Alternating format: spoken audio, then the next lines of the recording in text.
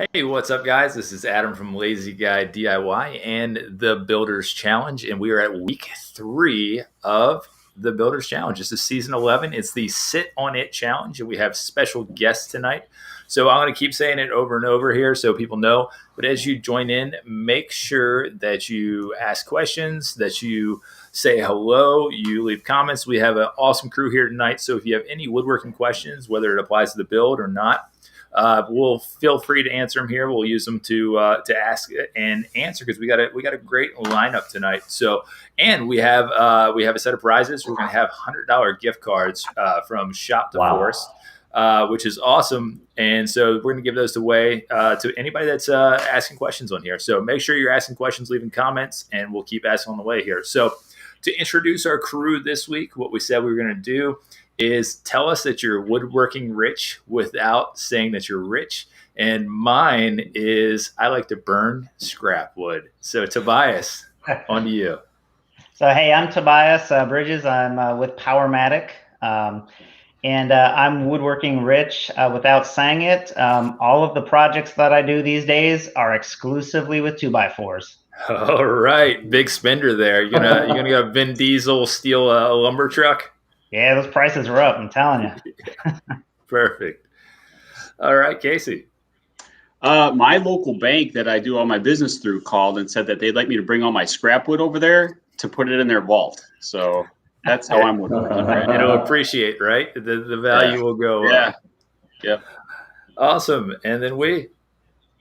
All right. Hey, guys. My name is Hui Huynh. I'm with Alabama Woodworker. And I am woodworking rich because I only use pure grain alcohol to mix my shellac flax. All right. Perfect. All right, guys. So we have, so like we said, this is week 3 of the Builders Challenge. And so the theme this season is sit on it. So what we're going to do while we're waiting for some questions to roll in here. So remember, folks, as you ask questions in the comment section, whether on YouTube or Facebook or whatnot, we'll be able to see them. We'll be able to answer them, say hello. And then one thing we also want you to do too, since Shop to Forest, like I said, they're giving a $100 gift card for their site. We're going to give 2 of those away. Yesterday, Rachel and I from Builders Challenge, we did a live chat with them from Shop to Forest, and we're talking about Mental Health Action Day. And so what we'd also like you to do is if there's anything that you do, like we talked about going to the shop and doing some woodworking, taking a walk, exercising, just listen to some music or something, anything you do to get in your headspace so you can work right, you can do anything around just to kind of get you into that good mental health space. Leave that in the comments as well. We want to hear that, and that will qualify you to win potentially the $100 gift card as well. So what we'll do as we're getting started, we want to show off. Actually, Casey, let's talk about your build first while we're at it. How's your build going? That's it back there behind you, right? So this is it right here over my shoulder. It's almost done. I just have a bunch of sanding yet to do, and I'm still kind of shaping the top. So last night I started power carving the top, and what the top is made of. One of my challenges to myself with this build was I didn't want to use walnut. I wanted to use some wood that I've never used before. So at my local hardwood dealer, I found what is called Powrosa, which is a wood that I've never heard of before. On the Janka scale, it's 2940. So it's very heavy, very dense, very hard. So my choice with it was to do live edges on the side over here, live edges on the side, and then start sculpting it with power carving and sanding. So I would get it rough cut with straight blades and fences, and then just basically turn it into an organic piece. So it's close. I still have to iron out some details on it, but sand it and throw some finish on it. But the main focus of it is it's also my guitar stand. So whenever you play a show or a little gig or just outside, jamming, like you always have to have a guitar stand and your stool or your chair. So I've looked online and I found some cool ideas and kind of morphed them together into what I thought I would like. And I'm really happy with it. It's doing well. I've tested it. I sat on it and jammed a little bit last night, and it's great. So finish it up and be done with it. That's awesome. Mine is nowhere near assembled yet. I'm always last minute, working till midnight to the night that it's due. And I'm sure we're going to have a baby that comes right before that happens. So then I'll Any never day now. finish, and then we'll turn in like a week or two later. That's what I do. That's okay. That's because I'm in charge. You're in charge. So exactly. So we have some comments coming in right now. So we have a good evening from Mike from Rhodes Family Woodcraft. So hello, Mike. And then Ryan Daltrey has asked the question, when will winners be announced? So we have till midnight Pacific time on the 23rd or it's 11:50, excuse me, on the 23rd to submit. And then we'll pass things off to our judges. And it's usually about a week, depending on how quickly everybody turns everything in. So about a week, we'll announce it. And we're going to do what we did for Furniture Flip.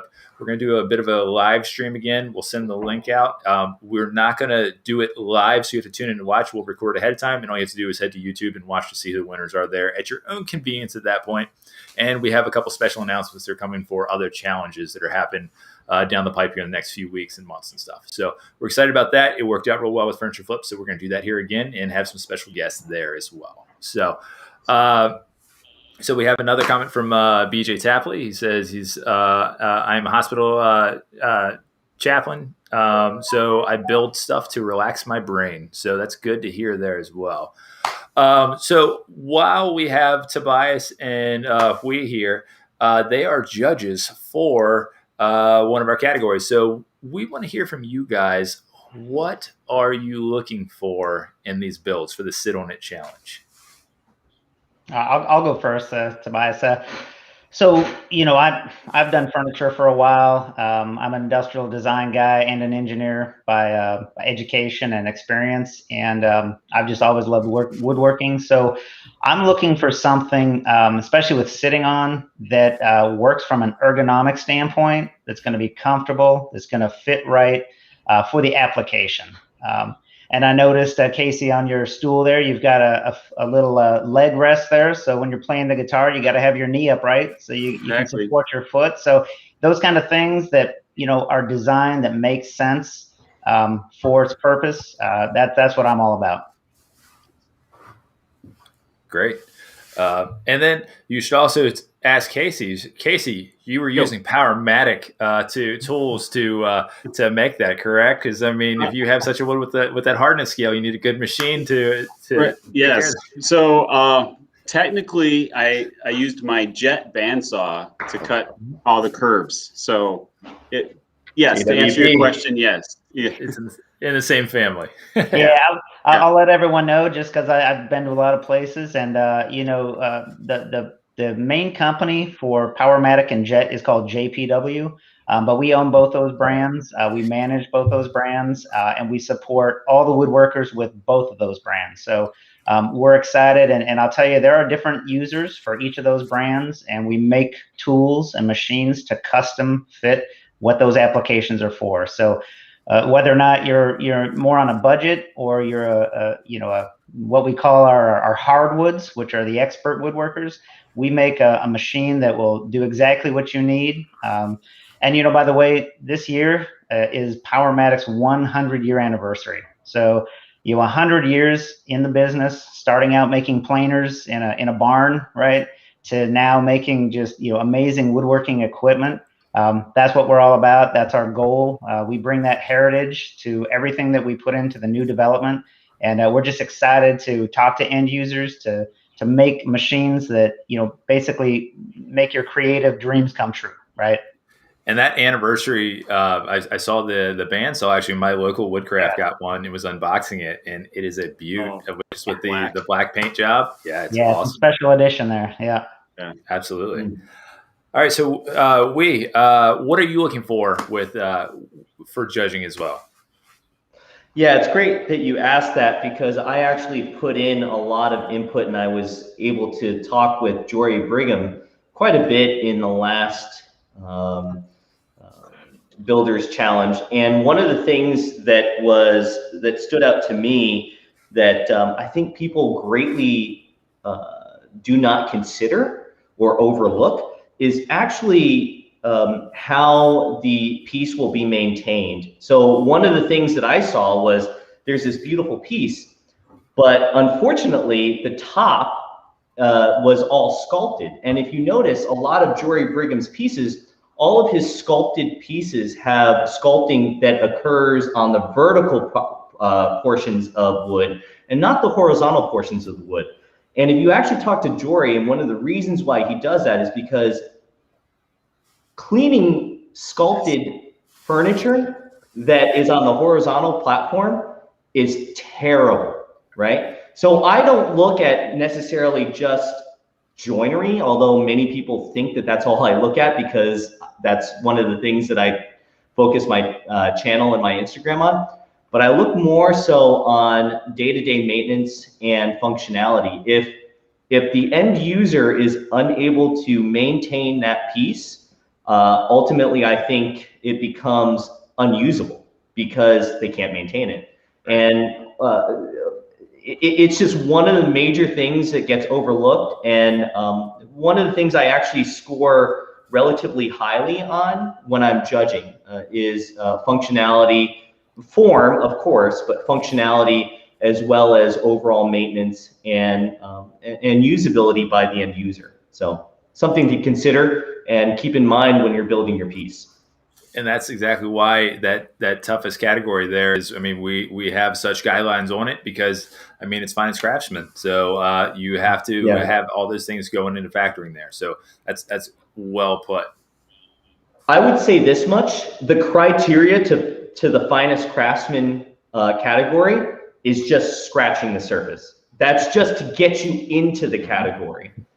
More so is this right here, what's between your ears. Yep. Yeah. I absolutely agree.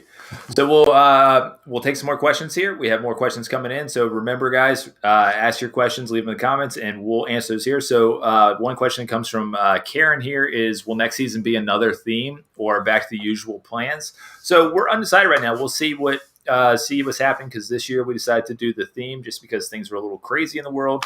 We didn't know who was going to be able to get material, and we didn't want to set that out there. So we'll kind of get a feel for it. That's going to be in October. So there's plenty of time to figure stuff out by then. And we are always planning, always thinking about what's going to happen next. So we'll take that into account and we'll go from there. So before we get started on our game, as I'm very excited for our game tonight, we're going to take one more question. And it comes from BJ. BJ's question is, how did you all get into woodworking, and how long have you been doing it? Myself, I started with flipping houses when I was younger with my dad, and kind of got from there and kind of learned trades. And then after that, I took 10 years off, took an industrial design class in college, designed my own furniture, and then did nothing for more years, and then built a chicken coop. And that started everything for me, and my website and stuff. So that's kind of my journey. So it's roughly 5 years from my website. So who wants to go next? I'll go. So I got into woodworking probably when I was about 12 years old, and I was building skateboard ramps, right? I mean, taking all the wood you can find, using saws, a lot of hand tools, but we used to do everything we could to build the coolest ramps in the neighborhood and have everyone come over, and they got bigger and bigger. And then I just got really familiar with tools, and as I mentioned, I went to college and did a lot of furniture design in college, and now I'm a tool guy. I love tools, so I've kind of got the perfect job where Absolutely. I woodwork as a passion, and then I manage the machines that allow me to do my passion, right? So it's great. Yeah. That's awesome. It's awesome. It's awesome. Yeah. So I started out young, just kind of being creative and always tinkering and taking stuff apart and messing around.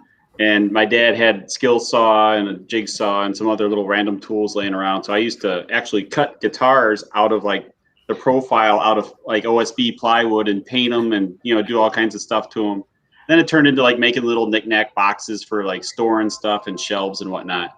But then became a homeowner and needed, those particular projects where you wanted like a bookshelf to fit like just the right spot and be just the right height and have just the right amount of shelves. So it kind of morphed into, bringing the tools back out again and working through that. And that turned into developing my skills. Every time I made a project, I'd try to get better and get better tools and just keep, growing and growing and growing to the point now where a lot of the stuff that's in our house, in my kids' bedrooms even, is stuff that we've made or that I've made.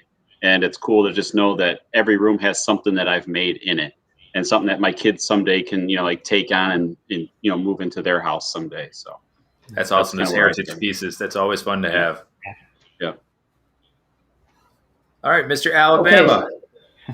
Yeah, so I got into woodworking shortly after I got married. I had bought a foreclosed home in 2010. And between 2010 and 2012, I had slowly but surely replaced every single thing in a foreclosed home. As you can imagine, most foreclosed homes are not well taken care of. But my wife had asked for what many of you might know as a hall tree. It's basically kind of a mudroom piece.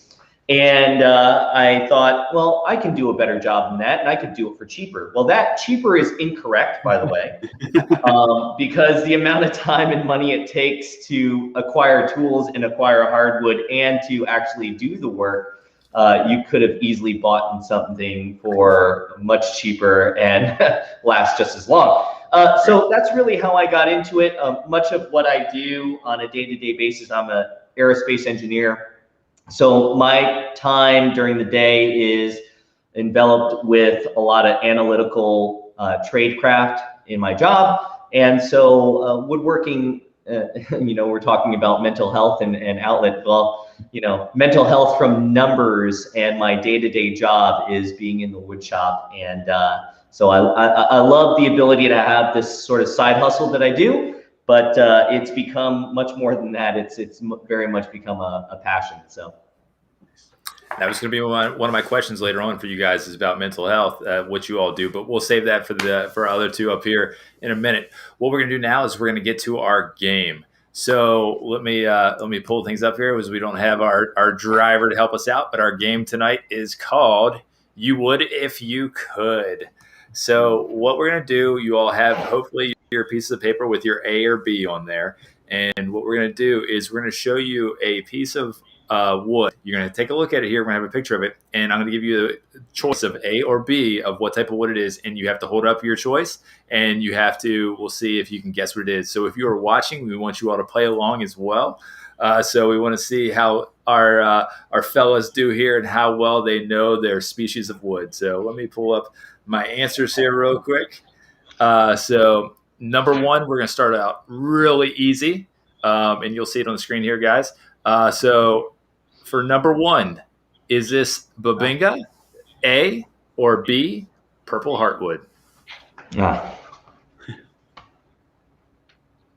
All right. Casey, got yours up. If you're in the chat, we want to see yours as well. This was an easy one, guys. This, of course, is purple heartwood. So number two. So number two, is this A, canary wood, or B, ipe? Ooh. I don't know. I'm good. Is yours a B? I don't know. Yeah. Okay, Casey's going canary wood. And we'll see chat. Let's see if anybody's guessing here for number two. Anybody? Hold on. All right. The answer is B, ipe. It looks a lot like canary wood. So yeah, I'm gonna have to get some of that. I haven't used that before. Yeah. So, and we'll go for number three here. Number three. All right. Number three. Is this A, whinge? I think it's whinge. Or B, roasted black walnut? Okay. We have some disagreement here. And we'll go to the chat. Let's see. A or B, guys? Let's see. And the answer is A, whinge or wing. I don't know. Is it whinge? Somebody help me, please. Wenge or wenge. Is that like the previous was? And the previous wood was ipe. eBay? See, eBay. they like should eBay, tell me right? Stuff. Yeah, like eBay. Yeah, like eBay. Yeah. With a P. And like Target, right? Yes. That's right. Yeah, that's right. That's woodworking rich right there. That is Woodworking Rich. All right, number four. Let's show this one here. I think y'all get this one pretty quick. Is this A, black palm, or B, leopard wood?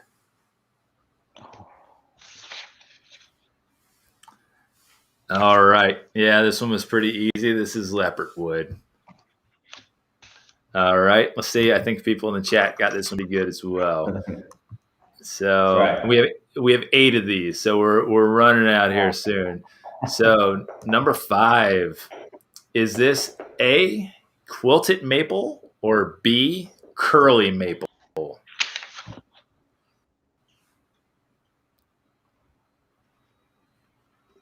A little indecision here. Let's see. All right. The answer is, let's check the chat, see if everybody agrees. The answer is A, quilted maple. All right. We will go with number 6 here. Number 6. Is number 6 A, Shadua, or B, zebra wood? That's a tough one. I don't know Shadua. I'm going for. I've actually used Shadua, and it's very pretty. So the answer is A, Shadua. It's got a ton of different colors. It actually looks pretty close to canary wood sometimes too, but it comes out really orange when you put a little finish on it. So nice. What is it really hard, or what's it like? Oh, it's super hard. Yeah. It is, I think it's South American hardwood. I don't know. I may be wrong. I may be making that up. But I got it for 2 seasons ago. Season 9 when we did the bar cart. So I did it at the bottom of the trays for it. So let's see here. Let's go for number 7. Number 7 is this A, mesquite, or B, hickory?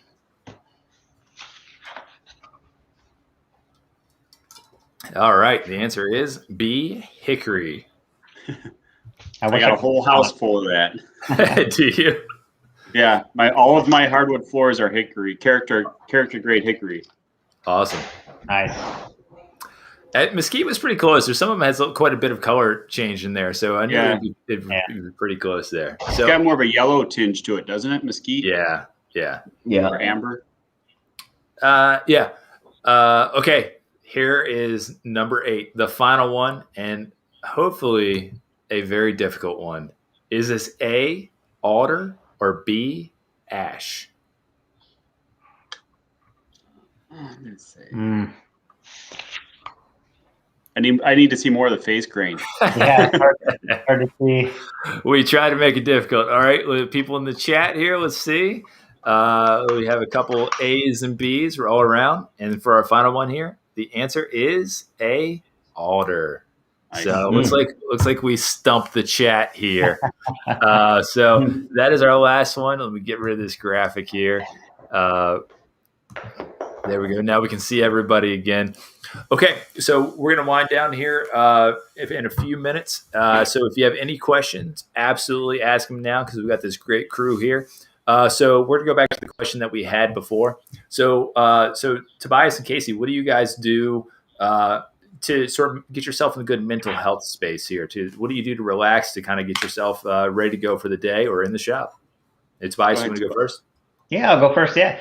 So, you've got to have a clean mind before you start woodworking, right? I mean, especially when you're around machines.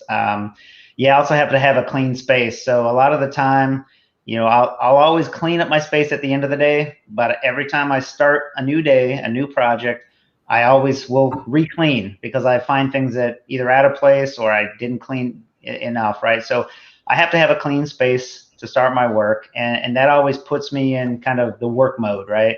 I get familiar with my shop again. I get familiar with my tools, get everything set up, and that kind of sets me at ease so that I know that I'm going to be safe working because everything is in its place, and that's kind of what I do. Turn some music on low, turn the AFS unit on just to make sure I'm nice and safe and even more clean, and but you just got to have a clear mind and know what you're going to do, the task at hand, and then it might take you an extra 2 hours for a project because you got to clean up and re-clean, but that's the best thing to do.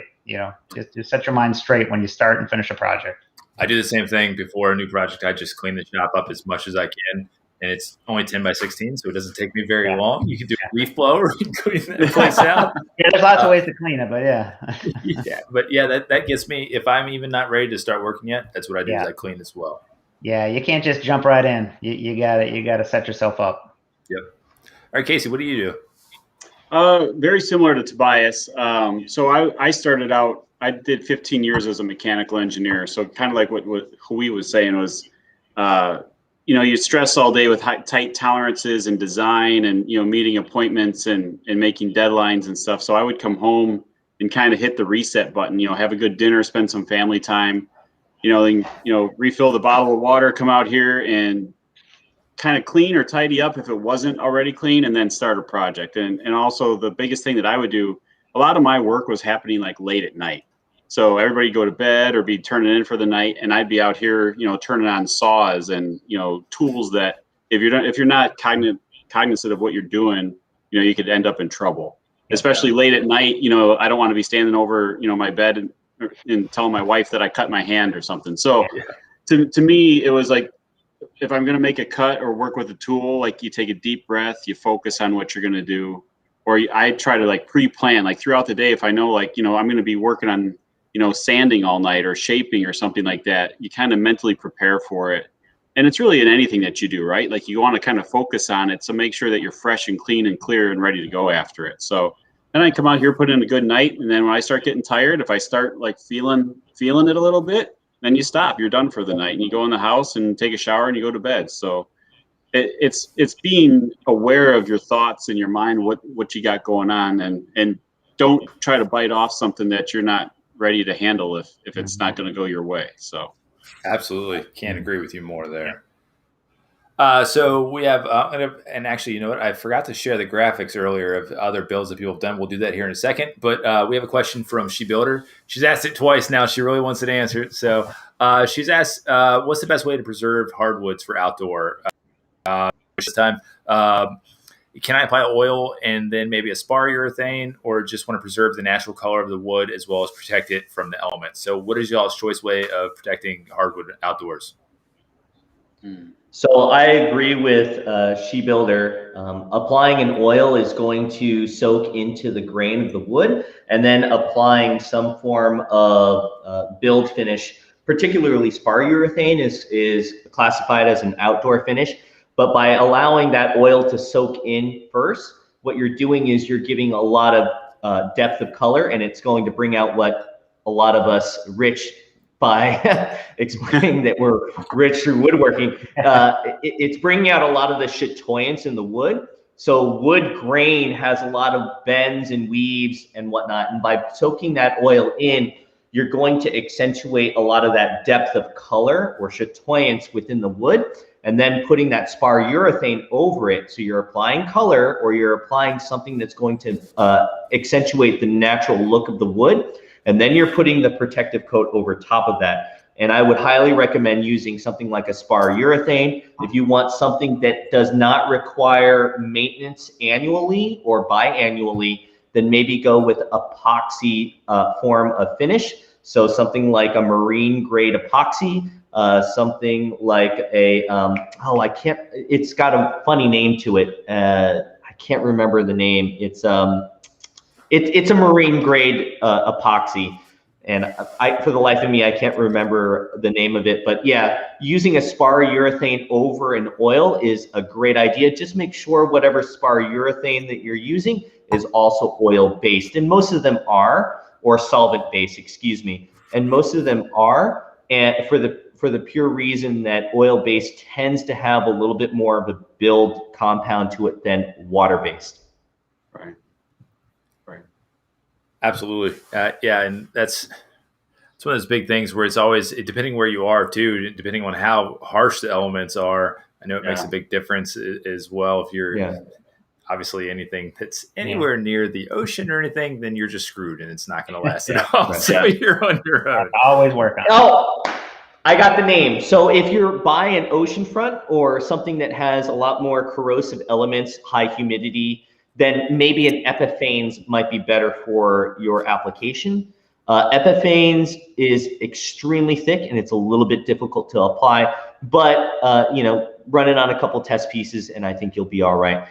There was one question from Brian McQueen, really quick. Where are you located in Huntsville? I'm actually in the Madison area, so I'm technically not even in Huntsville, but yeah, Alabama the beautiful, right, Brian? So sorry.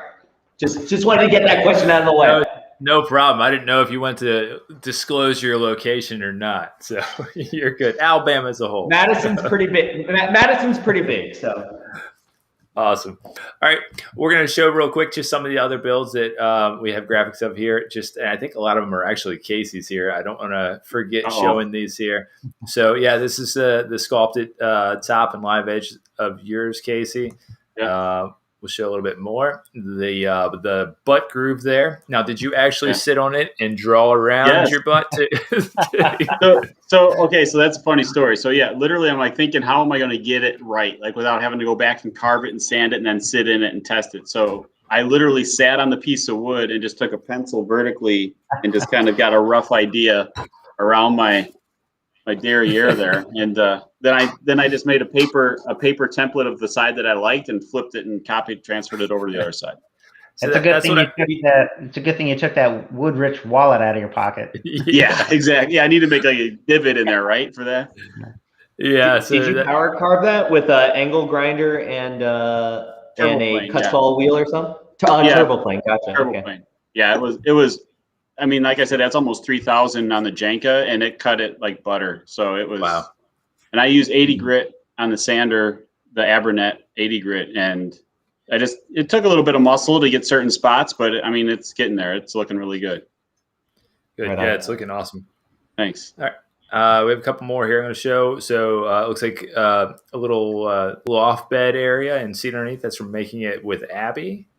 And then let's see here, big wrinkly brain, kind of a abstract piece here. And then let's see, Daughtry Woodworks here, another stool. And let's see what else we have here. Nice. At 7M_H, big cushy chair here, some nice cushions. Look at those cushions, yeah. Yeah, I definitely feel as though the what is it? This season's category is probably the most interpretive, and that's what I like the most. Is chairs are First off, chairs are difficult. Mm-hmm. Chairs are hard, but they're extremely interpretive, which is wonderful to see. Absolutely. And like you said, we went to leave it open here. So let's see. We have another chair here from Rhodes Family Woodcraft with. I believe that they were on here before. And let's see, that's our last one that we're going to show right now. So let me grab to see if there's any more questions that we can answer real quick. But otherwise, we've already hit our half an hour, guys. We've nailed this here. Wow. So Thad Fleming says, hey, y'all, from South Alabama. So all the Alabama friends are in. And Brandon McDaniel says, that's mine. Showed Brandon's there. So great projects, everybody. Just remember to keep tagging. That's hashtag TBC11 and TBC11 progress. So again, you have until the 23rd at 11:50 Pacific time to finish up, and then you'll submit everything. The form is on the website. What you'll do is you'll actually post to your Instagram feed. You'll do hashtag TBC11 final. And then you'll submit that also through the form. You'll drop a link in there. And that's how our judges actually judge things, is we'll send everything that comes up from those hashtags in the submission form as well. So you have to do the submission form. So remember to do that, guys. But otherwise, we hit it, guys. We've done it. This is our full half hour. We've run over a couple minutes here. What we'll do is, thanks, guys, for leaving the comments. We'll grab people from the comments. We'll have 2 winners here. So everybody, thanks for your participation tonight. It's been fantastic. And cheers to you guys. And what we'll do is just real quick. First drink. Yeah, if you got it. I already drank all of mine. But what we'll do is we'll just say real quick where people can find you guys, and then sign off out of here. And my guys on here, once we end this, stay on for a couple seconds, and everybody else can go their ways tonight. So again, I'm Adam from Lazy Guy DIY. You can find me anywhere from Instagram to YouTube, not on TikTok because I hate TikTok. And then the Builders Challenge as well. So Tobias, close us out for you as well. Yeah, you can visit us at powermatic.com as well as jet.com. And we're also Instagram. We've got YouTube. You name it. We're there to support you. Awesome. And yeah, Casey Reeves at C Reeves Makes on YouTube and Instagram. and just every day I'm on there doing something. So DM me if you have any questions or want to chat. Yeah, so my name is Hui Huynh at alabamawoodworker.com on Instagram and YouTube. You can also go to alabamawoodworker.com. I said that. alabamawoodworker.com is my website. And we also do a podcast, which is the Woodshop Life podcast. So check that out. Awesome. All right, guys, thank you. And good luck, everybody, on their final builds. You are right down to the wire here. Keep building, keep posting. We want to see what you all have done, and we appreciate you all hanging out. So we'll announce winners here soon. And good luck to everybody. Thanks for hanging out, guys. Have a good night. Good luck, guys. Thanks.